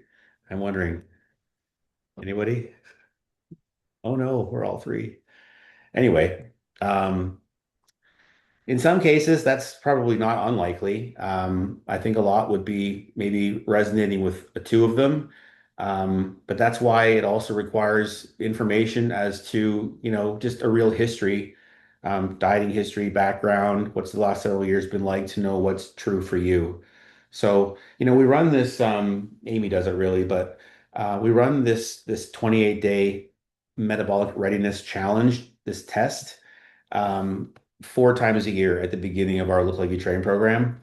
And the first one we had was like 105 ladies. And I honestly thought about a third of them would show like issues, but ironically enough, many weren't even really dealing with what I would classify a reactive metabolism because they made progress. So they were actually ready responders who thought they had all these metabolic problems or hormone issues. They simply did not have the right structure in place, the right calorie intake, the regulation around that intake. They had some things that were going well for them, but again, it doesn't matter if you have all the other things going well for you if the cornerstone is loose, right? If you're not controlling how tight that intake is, you lose control. So in a lot of these cases, what we found was, a lot of common complaints coming in around why and what's going on. And yet, once you got a sustainable structure, a system that helped with the consistency, some accountability in place, suddenly these ladies are losing fat right off the bat. So that was a narrative buster for sure. Then you had another significant amount of ladies who had to have that 2 week adjustment. That 11 times test, nada. So okay, no big deal. We know what we're doing, so we have something to change. So it's an adjustment down to 10, 10.5, depending. Let's just call it 10 for the sake of this. And then we give it another couple of weeks. And boom, that's all they needed. So there's an awareness that on the scale, you're responsive, reactive, adapted, you're moving, right? But you're still in a place where you can lose fat from a calorie standpoint. It's still reasonable for you. So, and then Amy, though, because I wasn't aware of any of Amy manages that process. So, but Amy's a good example of who's the opposite. Like I said earlier, she would have been the classic metabolic warrior, used to be really heavy, and it served her because and like I said, it works until it doesn't, and then you're kind of trapped. And I remember Amy, when we started, was a person who I would say was kind of trapped, in the sense that this is what happens. Regardless of how you make your progress, you connect success to it. And then when someone tells you not to do it, you're like, yeah, but it worked. I have proof. But you also know that when you go back to it, it's not working and you can't do it. You don't want to do it. So there's a bit of dissonance that happens there. And ultimately, the restriction and the cardio, she lost a lot of weight. She lost a ton of weight. And but at that point, you're also almost like afraid not to do that because it's worked. It's saved you, right? So fortunately, she trusted me, and that's a good kind of coach-client relationship. Obviously, is that there's good accountability, and you believed in me, and obviously didn't want to disappoint me because that's where accountability shows up in execution. And my first thing I did was I cut it all like right away. She went from all the kind of extra output to none. Let's just train. Let's just train. Let's just regulate our calorie intake and let's actually just see what that does. And this was years before we had any of this mapped out as these like frameworks or terms. This is just what I did with everybody at that point. Okay, this is what's happening. We need to do the opposite to kind of rebuild this. This is an adaptation. I just kind of innately understood that would happen. The body operates on feedback all the time, and there's up regulations and down regulations and negative feedback. And to me, this just made sense. So my fix was, like I said, to do that, but also at the same time to raise calories, refuel metabolism, allow it to breathe, take the pressure off, right? Changed her training approach. So she moved into more of that, let's try to get stronger and focus on building muscle. And as I like to say now, getting stronger in a muscle building rep range. And she started to recover better. She started to have more energy. And here's the interesting thing. Disciplined people like this, I have a couple clients like this right now, and they, on their biofeedback, let's say energy, they report it good. But then when we actually do this third key, when we get to it, this restoration, and they start to see what really happens when you start to eat properly by amount, they're like, this is energy. I didn't even know what energy was, apparently.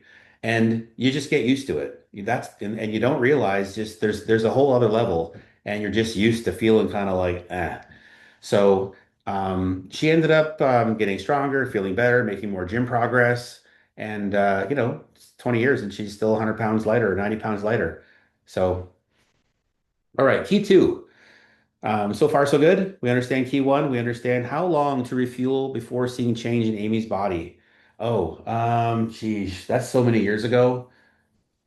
Uh, I don't remember. I mean, I don't know if Amy, you want to say something about that? I mean, it was, that first one I ended up putting on, several pounds, I think back then, 5 or 6 pounds, which in the grand scheme was not a lot, but in my head it was. We did, I think you took me up that time to close to like 14. We weren't talking in numbers a lot, but it was close to that. He let me go back into a deficit there. I got a little bit, leaner then, and then I went right back into a longer one. And I used to maintain, close to like 2000, and I've been able to push it over these last 2 years up to close to 2400 just Yeah. from like fueling. Yeah. Anyways, I don't want All to, I right. know we're on time.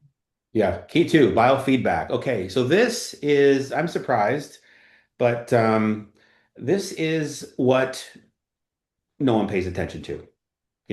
It's just not talked about.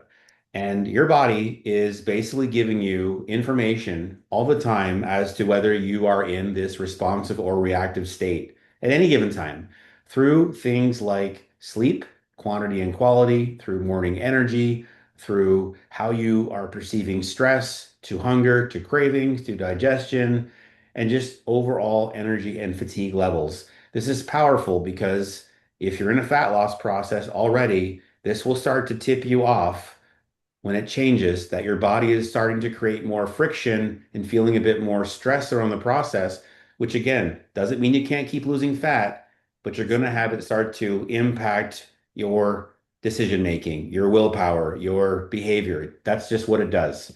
So, and this will start to give you the trend change will start to tip you off before you plateau. You just start to become aware of it. And that's helpful. And if you're not paying attention to these things, you just don't even know. But it's so insightful because the first test is about your response to an appropriate calorie deficit, right? Let's get it right. Let's wiggle it around a little bit and just get just the right number. Because you're really trying to eat as much as you can to lose weight, not as little as you can tolerate. But that first test is useful, but it's not complete. And what completes it is the biofeedback, because this is the much bigger type of tracking, if you will. And it's not just are the calories right, but is your whole system handling this calorie deficit well? Again, excuse me, it shows up on those things I mentioned a minute ago, like sleep, stress, hunger. And this will tell you every single week, instead of waiting weeks to find out, from the scale, not moving, what is going on. So again, this is the visual for um, how I like to see it. You have responsiveness on the one side and reactive on the other side and adapted in the middle, and that's normal. What happens is when you're adapting and you start to see red flags, you ignore them, you will move into that reactive state. So adaptation isn't the problem. We want that. We don't, but we do. We don't because it just complicates the process, but we do because it's biologically normal. And whenever your body does what you expect it to do, that's a good thing because then we already know what to do. So it's when that feedback, like I said, gets ignored too long that you slide into this feel like butt type of state. Um, so um, here's another thing actually that biofeedback helps you with, and that is the standard assumption is that, well, I'm ready. I have decided now is the time that I am going to lose fat and just get serious and just raise my standard. You're mentally ready. That the assumption is that your body is also there with you to be responsive as well. And this is not the same thing. Mentally ready and physiologically ready, unfortunately, at this point in time, after a bit of wear and tear on the diet cycle over the years, is not the same thing. And honestly, most people don't realize this until they're months in to a process that isn't going the way they hoped it was going to go. So again, you can't troubleshoot what you're not measuring. Like calories, if you don't know it, you can't troubleshoot it. You lose control. You're guessing. You're wasting time. If you are not paying attention to these biofeedback indicators, which tell you so much about what's going on inside of your body, you can't troubleshoot it, right? You're not paying attention to it. So if you are watching the scale only, you're just not going to know if your body was, for example, the last time reactive the whole time until you spend like a month or two pushing against it. So this is what I want you to see biofeedback as like a red flag warning system that numbers can't give you, and it tells you if you're responsive or reactive in real time. So not like month three. So these two together puts you with a good understanding of where you are on that ruler, on that line, right? So three components. One to this biofeedback is you got to get a baseline. So in week one, that's what we're doing before you start really anything. You're getting some entries into these things that we're tracking, and then from here, the important thing isn't necessarily it is, but it isn't. It's not what's happening in any given week. You can have bad weeks, right? You can have a stressful week. Maybe there's another input. Maybe you got work stress. It's still received the same way. It's the trend. It's the trend. It's the move in the direction you're headed. So the second thing is you're obviously therefore going to have to track it weekly and watch for movement. If it's getting worse, this is your body telling you it's under some strain. How does it show up? More cravings. This is always where one of the things that starts at is more cravings, more inconsistent hunger, energy fatigue issues, maybe a bit of digestion, bloating, water retention type of things. These are the maladaptive stress signs. So if it's getting better or stable, that's your body telling you it's fine. I can handle it. I'm doing good on the lack. And stable is what you're after. Three, and this is the part that matters. The plan bends to the feedback, not the calendar. And I say this in the context of big picture fat loss, which is permanent. You can do this and not have to keep doing it if you just respect your metabolism the entire way. So if your biofeedback is saying pull back, you let it breathe, you give it some time to reset, and then you tell yourself you're taking care of your metabolism as a priority so that when you get the weight off, you have a better chance of keeping it off just mathematically. Okay. Um, so essentially, you let your body decide the pace, not the calendar. And this is what happens with clients. We pay attention to the biofeedback. It's like they're telling you anyways. They don't even have to look at the chart. They're just telling you how they feel. And it's like, this is what's happening. Yeah, that makes sense. Okay, let's just refuel. Let's pit stop. And then, you return to the deficit and all is well again. So, I think if I have a number of these, so this could be any number of people. I'm thinking of one person when I tell the story, but pretty typical, this one was early menopause, and she was she's the all the things person, she's a runner and she lifts as well. She was lifting as well. She was doing Pilates, a couple other activities. I think she played tennis as well. Anyway, she was always tired, like not sleeping well. Again, that kind of typical puffy type of comment, lots of cravings, and lots of overall consistency struggles, right? Despite honestly all the training, because she had a lot of output, she looked like she trained. She just looked kind of normal. So she came from the camp that believed that more exercise was the answer. The problem was her biofeedback was a mess. She had everything, like nothing looked good. And I don't even like that's again a case where the discipline is so strong that it just overrides that. And it's just, I don't know, it's hardcore. That's what it is. But anyways, it's the same move. We cut everything back down. We moved to proper progressive strength training. We did it 3 times a week. We had 4 days off for recovery. We kept the daily walking, but became conscious of pace. So there was no kind of brisk calorie burning mindset. And we obviously swapped in this person's case, the daily macro tracking for a structured plan that already had the built-in correct intake for her to follow. So first stretch, nice success, 144 to 133 were the numbers. Good strength gains, pretty happy about things. But then, and this is where the biofeedback comes in, it started to change, right? You have a bit more cravings, you see a little bit more red on the meal tracker, which is kind of not an on-plan meal. Hunger's back up, a little bit of fatigue, things like that. And we hadn't had a numerical stall yet, but we would have. But the biofeedback was already telling us, well, it's coming anyways. This is just going to get worse at this point. So you can grind, but what's the point? We're going to have to do what we're going to do now anyways at some point. We might as well do it from a shallower ditch. So we made the call to pit stop and refuel and started to systematically raise calories.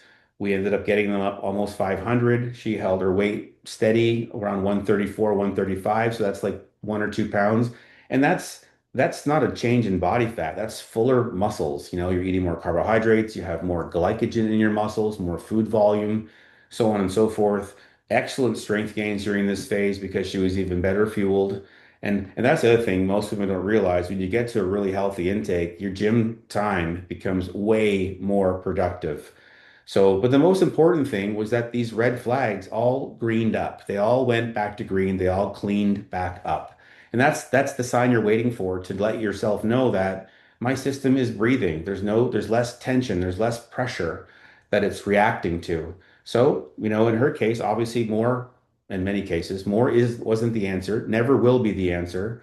And honestly, in both times, from the start and the next point, it was the biofeedback that allowed us to catch it.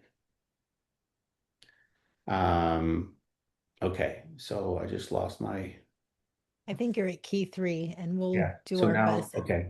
And we'll probably go till 9 just so everybody knows. I know we Yeah. said like we'll do our best. So this is the last part, key three. This is the metabolic restoration phase. And so catching it is obviously one thing, but knowing what to do about it is this key. And this is the metabolic restoration phase. So this is essentially, by definition, the process of rebuilding a downregulated metabolism so you can eat a more appropriate calorie intake, lose fat on a better intake, recover better from hard workouts, just have less of the energy fluctuations and just be able to handle a real deficit again without your body fighting you on it. So again, remember those hormone changes and that instability that creates follow-through issues, not direct fat loss issues. And it's the follow-through issues that cause the fat loss issues. So I want you to think of it like a refueling phase. You're basically just giving your body, like I said earlier, a chance to let out this big, finally, no pressure. And then as the energy comes back in, the fuel comes back in, your body is allowed to just upregulate systems that it has been down regulating over time. And the proof that this is working over time isn't just weight stability. That's kind of what you're holding on to as you make the moves, but it's actually the biofeedback improving energy and fatigue specifically, but also sleep and everything else that kind of started to slip for you individually, these things start to improve. So, and the reason that, sorry, the reason that this all happened in the first place is directly related to your metabolism simply being your stress barometer. So chronic restriction leads to a threat type of environment over time, and then has your body's main job and your brain's main job is to protect you from threats. So it simply adapts by slowing things down. So hunger can blunt and energy drops. Things like NEAT, which is all the calories you burn, not in regular exercise, these things all drop. sleep quality, sleep quantity, things like that. So logically, you're not going to be able to fix that by adding more of the same inputs that caused it, right? Like we said earlier. So I would say that the reality of this at this point, with everybody having some dieting history, is that most of you will need this at some point because I would bet that very few of you, if any, have ever consistently eaten at a metabolically, a metabolic maintenance intake of 14 to 15, right? And it probably even wigs you out even to think about it. But if you have any history of dieting or under eating, and most of you likely do, this phase is part of your story eventually at some point. If not, you're not going to end up on the other side of the process with a good, strong metabolism. Success is finishing with eating the right amount enough and maintaining that weight, not what you can kind of white knuckle while you're doing it. So it's just a matter of whether you'll need it urgently or not. So it's also, by the way, how every single fat loss phase is supposed to end by coming back up to maintenance and a normal intake. You're not supposed to stay down there. That's where they add up. That's what people do. I've lost my weight. It got me here. I keep my calories down. That's where things go wrong. So again, I bet most of you haven't done something like this, but um, understanding the dieting history component, it's obviously something that you have to understand how to do, and um, and mentally get your head around as well, because I think that's one of the most difficult things is that it's counterintuitive to think that eating more for a season is going to help me with fat loss. And you've probably kind of heard the eat more, lose fat, but now you understand it's not eat more, lose fat. It's eat more, improve metabolism so I can lose fat by eating less. And that's what it is. So the trap obviously is if you are adapted or reactive and you keep cutting calories anyways, you can still lose fat if you can white knuckle it and get your calories into a deficit, because every one of us that's in a deficit will lose fat. It's that you're just reinforcing exactly what the problem is to begin with. So you're left with, after pushing through that, is a pretty pathetic metabolism. So maybe you hit your goal weight, but you can't hold it. It's like, you're not really able to eat like a normal person. And when you try, this is when the weight tends to come back. So the point is to rebuild the calories that you can maintain on first. And that's a big part of what brings the stress signal back down. And once your body's not reading everything as a threat and has resources, it cooperates more with you restricting again, instead of fighting with you so much. So that's when you go back in. And the reason why this is different, this is kind of that framework part B, is that we already know the standard move is to continue to cut and restrict. This is doing it the exact opposite direction. So how it works, there's just two phases to it. Phase one is the metabolic improvement phase. So I want you to see this as the climb. Calories go up systematically over time. I say as fast as possible, but as slow as necessary. I'm looking at 10+% jumps each time, 20 if I can make it. We look for the body to stabilize at each increase before adding more. That's the key. It's like a kindling approach. So you don't dump a log on a dying fire, you kindle it. So you add a bit, and then it catches, and then you go on from there. So the important thing, this is the really important thing to remember, is it's not the climb, it's the time at the right intake. On the climb, you're still low. You can get some biofeedback improvements as you are refueling, but the real metabolic magic happens at time at the right intake. So recovery and metabolic improvement is what happens when you sit there long enough for your body to stabilize at that higher intake. This is normal now. Now you can lose fat on a more appropriate intake without your body reacting, becoming more friction based. This is the big win, really. Appropriate calories at any body weight. Phase two is, like I said, is essentially what I just described, which is time at that intake. Calories will have hit 14 to 15 times body weight, 15 being optimal if we can get there. There is some nuance, again, depending on what you weigh. Honestly, the heavier you are, the less likely you need this anyways, because high body fat is protective to the metabolism's regulatory hormones. This isn't really your issue. That's more just an appropriate intake consistently that you can control and manage and adjust. Um, but once you return to a deficit after time at this intake, This is when your biofeedback has cleaned up, which is how you're gauging when to do it. So that's an objective criteria. Yes, no, green or red. You feel good, and your body creates less friction around that whole process for you, and fat loss happens again. Um,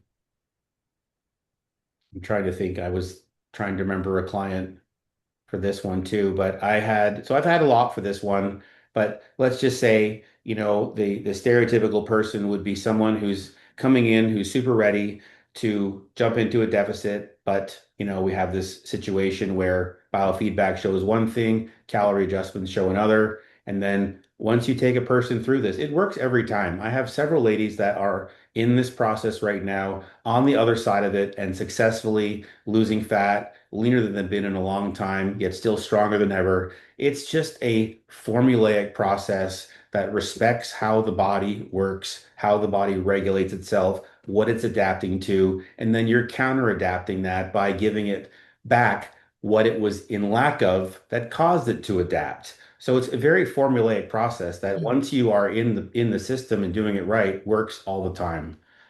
So aim back to you.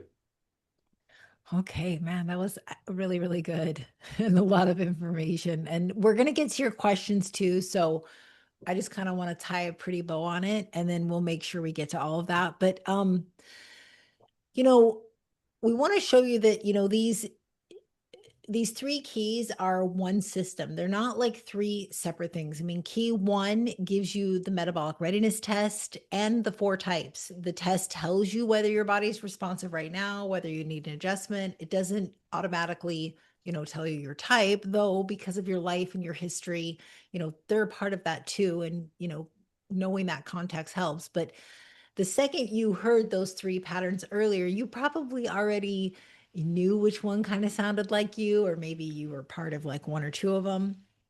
Key two is the biofeedback system. And this is how you confirm it. It's the read in real time. I showed you while he was speaking, kind of like what that looked like, what we track. And in real time, we can see whether the body's cooperating or fighting. And we can see the patterns that he talked about too. Is it improving? Is it declining? Right. And, this is what turns the I think I might be reactive to like seeing exactly what's going on and which direction things are moving in every single week. And then key three is the metabolic restoration phase. It's, the fix that everyone eventually needs.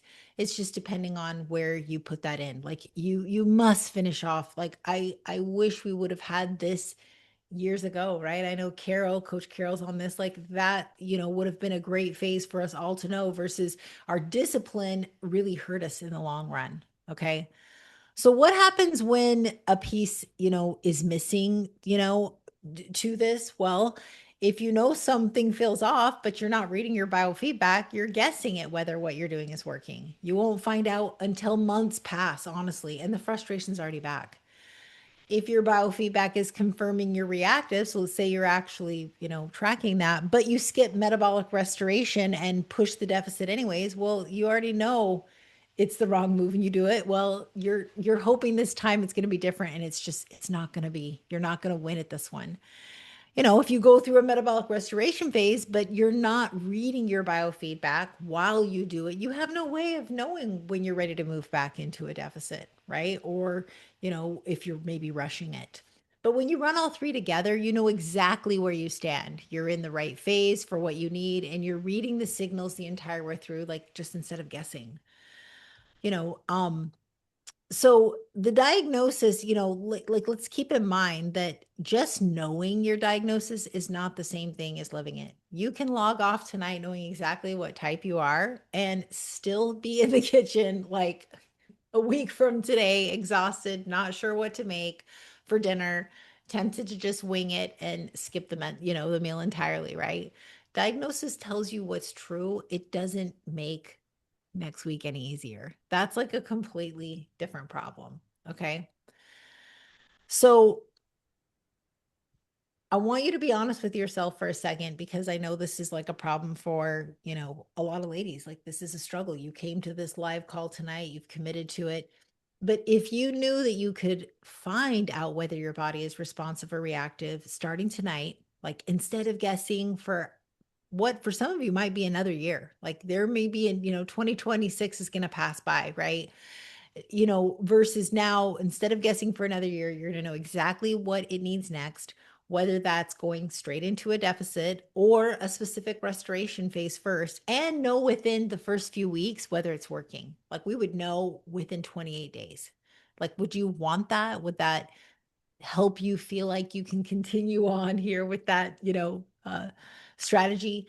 I think the majority of you would say yes. I know I would. I know years ago I would have loved to know I had the answer on the other side of this.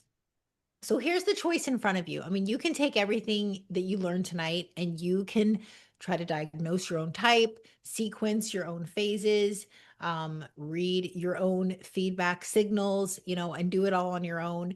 Some of you might already even be in our group coaching doing some of these steps, right? But you can even be getting all of that right, but you can still struggle in your kitchen next Tuesday, figuring out what to make with really no system built around your actual life. You're just still kind of trying to piece it together, right?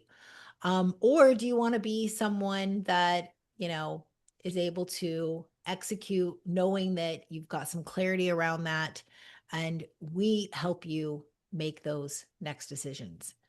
So, okay, but before we move forward, was what Eric took you through tonight valuable? Like, I mean, really, like, does it make logical sense to you if you were someone like, especially, I think one of the things that really stood out to me years ago is you can't like fix the problem by with what you've already been doing to it, right? Like restriction isn't going to fix it with more restriction, right? And that was something that was really, hard for me to like understand. But I'm hoping tonight by us showing you all of this, like you logically get this because it's important for you to understand this so that you just have more conviction around what you're doing, right? So now that you have, like technically everything, you need, the three frameworks, like the four metabolic types, maybe you even like have pegged yourself as who you are. You see what the biofeedback system should look like. You now know that at some point you need to do a metabolic restoration stage. The question now is, what do you do with this information? Like, I don't know about you, but like I listen to a lot of podcasts, I listen to a lot of books, I've got a lot of information up there. um what do you do with it? So you've got like two paths forward. One is doing it yourself. Obviously, you take tonight's notes, you try to figure it out. Maybe you've even downloaded like one of our meal plans where you've, set your calories. You guess at your own phases and the sequence. You try to interpret your own biofeedback signals, again without a reference point, um, for what's normal, maybe what's considered a red flag. Some of you will get this right. You'll be able to, get through it, but most of you won't. I mean, I hate to say that. Like it becomes, the older we get, a bit more nuanced. There's more to it. There's your dieting history and just kind of having that validation of what you're doing, is right. Because the self diagnosis without someone checking in on the work is exactly how women stay stuck. I mean, I always like do the parallel to our business coach. Like, I didn't want to keep spinning my wheels with what we were doing. I wanted to hire someone that already has lots of proof and experience in doing it. And sure, he showed us some ways that we could do some things ourselves, but um I don't know about you, but that self-diagnosis without someone, checking over that work is why we stay stuck. And I don't want to see another year, go by where that is the struggle for you. Oh, go ahead. I was just gonna say, like um the difficult there's a couple other difficulties to consider as well, is that um the diet's not static, so you have to at least have some understanding of when to change what, right? Which can confuse people. When you don't have confidence in what you're doing, your own consistency suffers, right? When you are fully bought into something and confident in what you're doing, it's a lot easier to be consistent. The other challenge, if you find yourself on this other side of the pendulum or line, is it's really counterintuitive to eat more and to systematically eat more. So, how do you accurately gauge I'm just speaking like real because these are the issues that I've seen, the feelings that people experience going through these different things is that raising calories can be a little bit scary, right? Some people think, well, this is just counterintuitive, and what if I gain weight, and what if I can't lose it, and all these types of things. So navigating that process by yourself without some objectivity in the process becomes stressful in and of itself. And what we're Yeah. trying to do is structure it and systemize it as much as possible that the stress component is down because that's one of these big levers that's in the way. Yeah. So that's one of the things people just don't appreciate about outside help for a season is that you just hand over the decision making. And I know I needed it because I could get a few weeks under my belt of, say, like increasing my calories. I knew what my problem was. I could have come to something like this and been like, I know I needed the dieting break. But when I would start it, I would have things come up. Maybe the scale will bump up, maybe, and that You don't uncertainty. know how to read it. Yeah. Exactly. I didn't have someone saying to me, "You're on the good path, Amy, keep going." And my new client Jessica that's just 2 months in, that was her thing. Guess what happened week 5 and 6? No change to her biweekly. So here she'd had like 4.5 pounds off, then nothing. And she said, the old me would have been too reactive. We waited another 2 weeks and down to 10 pounds. So it was, those are just some of the examples, right? Yeah. So path two obviously is one-to-one coaching. And that's where Eric and I personally, and our team look at your specific history, your specific details. We design the whole plan for you to determine like which type you are, exactly what phase you need, biweekly calls, weekly biofeedback reviews, not to mention the custom meal plan built to your phase. I mean, I can't even do it justice because I obviously could talk about this forever, but open access to us, as you need us, right? And then, of course, like a full, look like you train membership, it's included in that. So you're never figuring it out in isolation. We have a community also.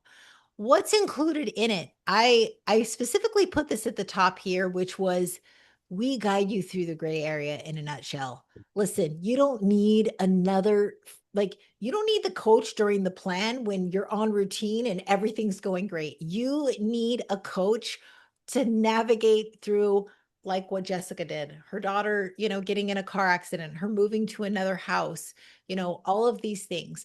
But the nitty gritty other things that come with it is that, you've got weekly, biofeedback check in, open door access to us, but it's a private coaching relationship. We do prefer 6 months to be working with you. Like that's the minimum, just because we know that we need to build things through the seasons, right? So of course, coaching you through that gray area. I think I kind of went through everything. The custom meal plan, like this is, based on the things you like and that what will help you stick to it, right? Like I have and sometimes the more nuanced you are is the more the reason why you need this. Like I just got, a new client. She's a surgical trauma doctor, right? So she is gone from her house for like 12 days at a time. And so she's had a lot of plans, but she needed a plan that is like, I am plugging myself into her and making sure this is going to work for her. And that really helps. Now, who's it for? It's, this is for women who need someone to diagnose the actual problem, right? That I just need someone to tell me what to do, Amy. I'm too confused on, what I've been doing, right? And I'm not executing here. Whoops, someone's trying to get in here. You'll be checking the chat, right? Now, I think I kind of already, let me kind of go through who it's not for. And this is like really important, okay? Because it isn't for everyone. Coaching is not, and we have learned this over the years. And it's not for someone that's looking for the quick fix. This is built, like I said, around a minimum of like a 6-month relationship with one of us. If you're looking for a hack, this isn't it. This is not for someone who isn't ready to make this a priority the next 6 months. So I'm already going to tell you, you're going to be spending an extra, probably at least an hour every week over these next 6 months, building up new skills, new identity components, right? So if you're going to dabble, I mean, honestly, save your money because we expect you to invest a little extra time, especially in these first several weeks, right? It's also not for someone who's still shopping for like the better plan. I always say when I get a client, I tell them like put everybody else on mute because just for the sake of your own compliance and consistency and follow through, you got to put blinders on and go all in on the process. Otherwise, consistency starts to tank, right? And and the key is that you're just ready to make yourself a priority. Now, there are some bonuses that I said, that I'd mentioned in my emails teasing. One is going to be the health character creation workbook. And this is one that I take you through the process of creating this new identity. This is it. And I can't even do it justice here. You'll need to go through it. I'm going to be sending it out tonight with the email to all of you that came.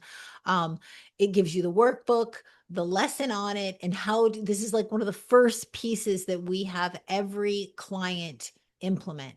And it's what helps kind of set you up for how you're going to show up.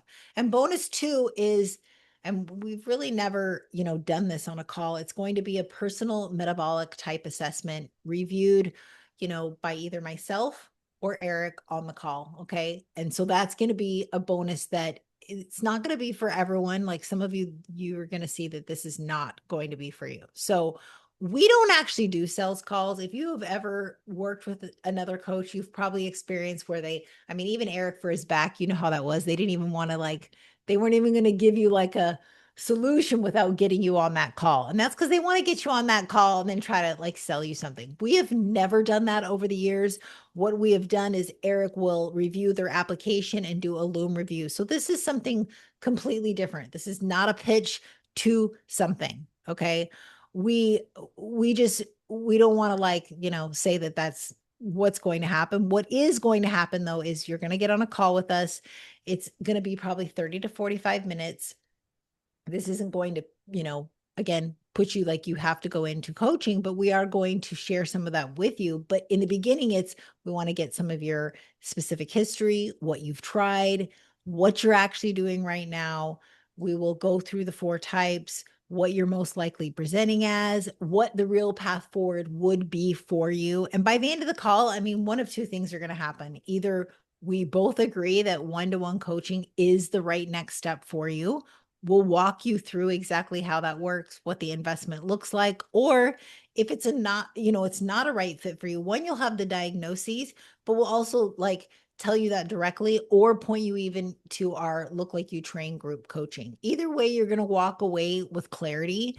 You're not getting pitched, you're getting a diagnosis. Okay. But before you book this call, and I'm going to share a slide where you're going to text me, we have this capped at 10 people. So if you're watching like the replay of this, um, you know, we have to cap this every round, just because based on what our team can actually give real attention to. So if the 10 spots like fill up before, say, like you book your assessment call, we'll let you know. We'll always send out, like, I'll contact you personally. I'm going to be overseeing this. But I only want ladies to book this assessment call if you're genuinely interested in kind of knowing where to take your body from here. And this could be maybe you've been even in our Look Like You Train and you are still not executing at the level and you're not doing the troubleshooting that you know, that is necessary to get you to where you want to be. So text the word LBC below to this number. Okay. I will personally text you back within the next 24 hours to confirm, like, I'm going to send you basically my calendar. Okay. So that we will get on a call in like the next week and discuss everything together and just make sure that you have some clarity on it and you'll know exactly, how to book from there. Now let's get to the questions really quick because I know that we are like at 9 Yeah, o'clock. I wanted to address a couple of the questions. Okay, So great. Can you this is go a through good that? question, Kelly, this is a fair question. With all the information out there, different trainers say different things and all promise their system works. That makes it very difficult to believe that one should keep spending hard-earned dollars in the hopes that the new trainer and system will work this time. As a single parent, that makes it very difficult financially. I agree. I would say there's just cause to have a trust issue in the fitness industry these days. You know, at our level, on the coaching level of things, our community calls it a trust recession. And the reason for that is there's an abundance, an overabundance of information and a lot of parrots, but not a lot of application experience. And everyone's going to say that. I'm not going to say I got 22 years in here, so obviously that's my big selling feature, but that's not even my point. That's not my point at all because everyone has selling features that are true. The point is when I explain this system is does it make sense? That's important. Like when I pause and I emphasize certain, there's no magic here. Like this is us packaging it in a repeatable system that's easy to teach and explain. But when we say our system, this isn't something proprietary. This is us understanding metabolism and how your body regulates itself, the reactive, responsive, adaptive visual just makes sense. And you see it in how your body feels. The reactive component of it is all the friction. You're not consistent, you're not compliant. The bottom line is there's no fat loss secrets out there. It's just how you put it together in a sustainable system that somebody can execute with great consistency. And ultimately, from an eating standpoint, you got to be eating if you want to have control over the process, a regulated and consistent calorie intake in a system that allows you to do that in a more sustainable way. What about that isn't doesn't resonate with somebody, right? So it's not about a system, it's about it making sense. From a training standpoint, we need to protect our muscle. We need to be strong. We need to protect our bones. We need a good high functioning metabolism that handles fuel really well. We got to be managing our stress. We got to be regulating our systems. You know, these aren't advanced things. The advanced component is the diet aspect and simply the experience that comes with knowing when to change what, right? When to change what. This, like I said earlier, all these different diets with names, they package the common denominator in different ways. That's a calorie deficit. So, how do we get you to eat the right amount of intake really consistently over time? And then pay attention to the signals that suggest that it's time for pause because our bodies are in more stress sensitive times of life. And so we respect that, we refuel it, we take care of it, we're always prioritizing metabolic health, and we're nurturing the process along the way. It's you know, it's not our secret, you know, it's how we package physiology, a really good understanding of physiology, understanding of it, and loads of experience having done this for more than 99% of the industry. The coaching space has exploded. I'm an '04 person. There's only a handful of us back then. Amy's only a couple years behind me. So it's one thing to be able to parrot and understand information these days, especially with ChatGPT and AI. It's another thing to have experience applying it to a variety of bodies over time, is what I would say. Absolutely. But to your case, it's a fair criticism, you know, like that's why people tend to buy also people they like. You know, we're real people. We try to we're living Yeah. on the other side of this process ourselves, Amy especially. I've never had a weight problem. I was an underweight kid. But you know, the first thing I would say is that it's got to make sense. There's nothing Yeah. secretive, you know, it's just a system that makes it more executable for you. And if you're still like on the fence, I mean, we'll even link you up with clients. I Yeah, always love bizarre. to do the buddy system where if someone wants to get feedback straight from someone, because again, in a world where the trust is not there because there is a lot of chat, there is a lot of AI, like I want to hear it from someone. I think we're going to come back full circle where people are just going to go by referral. Like, do you know someone? Because I am so afraid of what someone sold me. So I can Well, you know, appreciate the that. amount of clients that we get back, you know, you know, these days, it's more returnees from a decade ago than it is new Yeah. people because they had success, they're coming back, it's a different season of life, things like that. You know, Yes. I wanted to address this other question um, that said, hold on. Okay, I was at 1600. Is this the same person? Is this the same Kelly? Okay, anyways, I was at 1600, starved and had cravings, was told to go up to 2100. I mean, you wouldn't do that in one fell swoop. You know, that's an adjustment. That's correct. Um, Lifted five, what was that 5 or 6, 5 days a week to failure and 4 days of 30 minutes low intensity cardio each day, no change. Okay, so what does that mean? Let's just fundamentally break it down. If you are actually consistent at that calorie intake, I don't know what you weigh, so that's a variable here.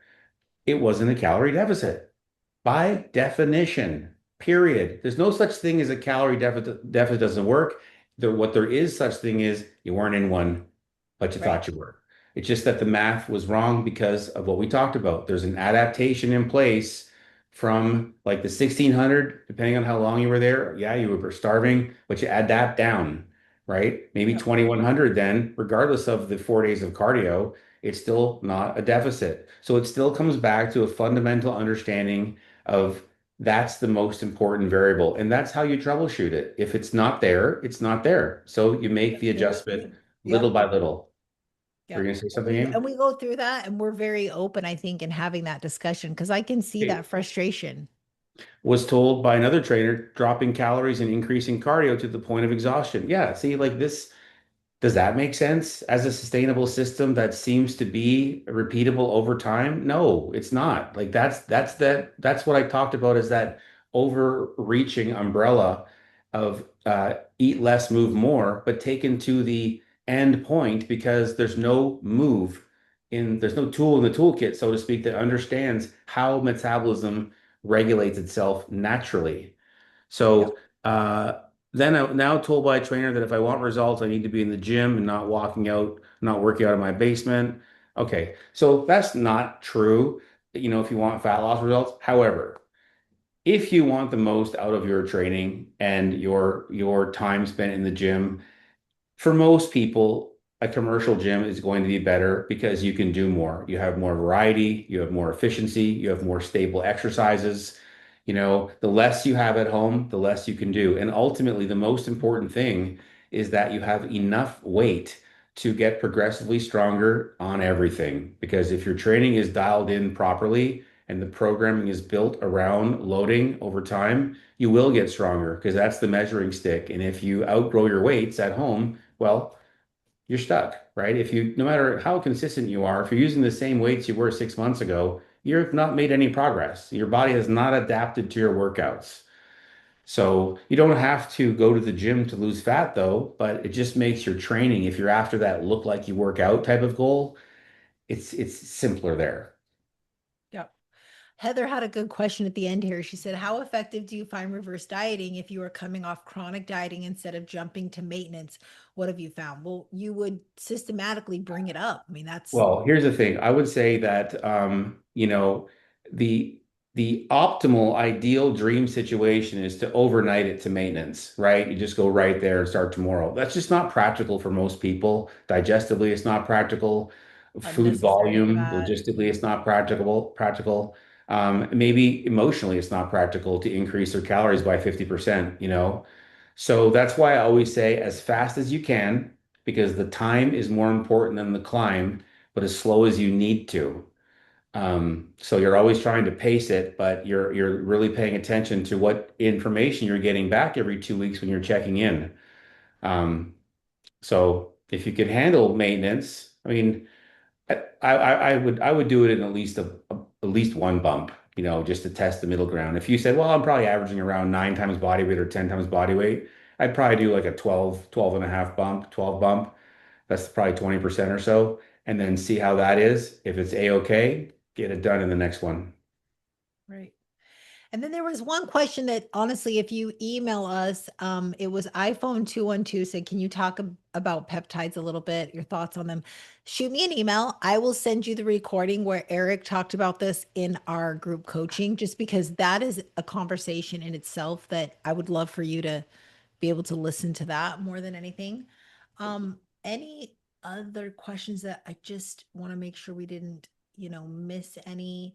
I will send out the bonus. So I want to make sure, please do that health character. I'll make sure I'll even follow up with like sending out some podcast episodes that will help because the more conviction you get around understanding your body and where you are at this phase of life and how important it is to have these phases, the easier it will be to accept that, accept where you need to go from here, right?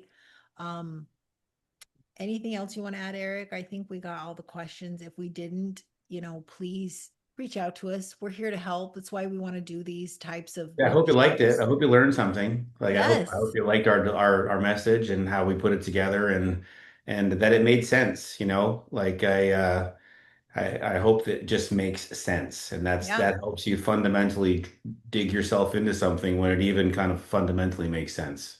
Yeah. And if you've been on the fence or honestly, you've just been stuck for so long and you are like, I'm ready for the season of serious, then shoot me the text, Yeah, let us reach do it for out. you.